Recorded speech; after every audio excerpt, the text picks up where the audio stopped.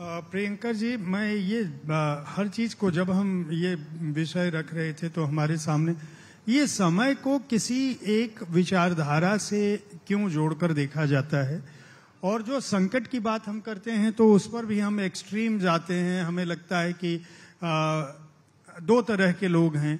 एक मानते हैं कि बहुत ही आदर्श स्थिति कायम है और हमारा बहुत ही गौरवानुभूति है, दूसरी तरफ लोग मानते हैं कि हमारा सब कुछ नष्ट हो रहा है, कुछ भी शेष रहने की स्थिति में नहीं है। ये हम दो चरम छोरों पर क्यों जा रहे हैं?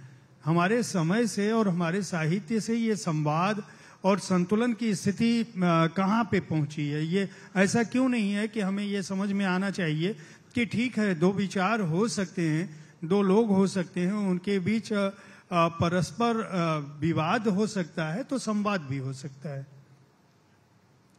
देखिए, सबसे पहले तो मैं ऋषि के आरोप से बच गया हूं, क्योंकि अभी पिछले हफ्ते ही हमने साथ बैठ के कॉफी पी है, तो इसलिए मैं उस आरोप से थोड़ा बरी हो जाता हूं।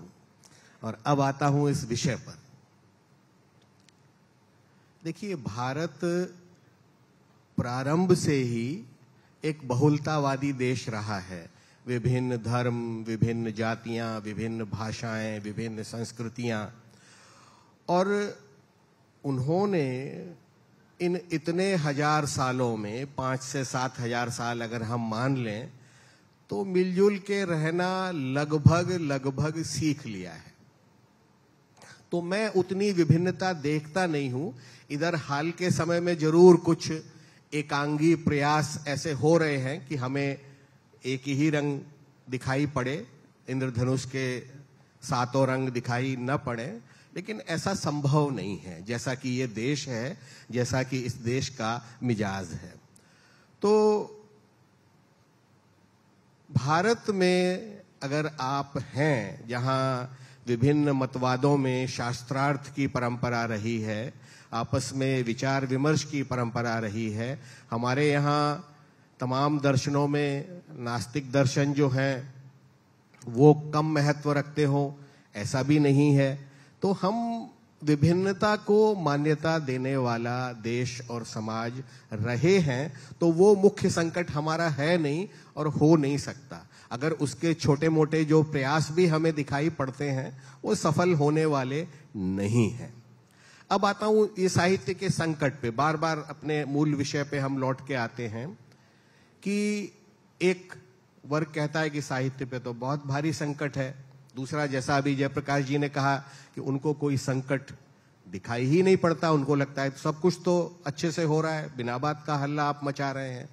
आप ये देखिए, साहित्य तो हमेशा संकट में ही रहा है। साहित्य कभी बहुत ही व्याप्ति वाला हो ऐसा रहा नहीं है।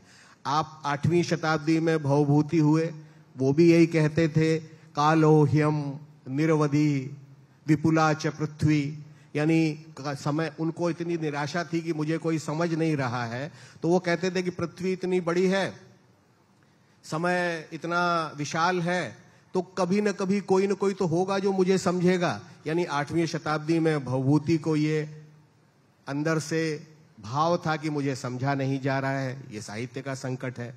अगर हम 19वीं शताब्दी में आ जाएं, गालिब को ये संकट था कि अरे मुझे कोई कवि नहीं मानता है। समकाल के लोग, अगर आप साहित्य रचें और समकाल के लोग आपको कह दें कि नहीं भाई, हम आपको कवि नहीं मानते, हम आपको साहित्यकार नहीं मानते, आप सोचिए क्या बीतेगी।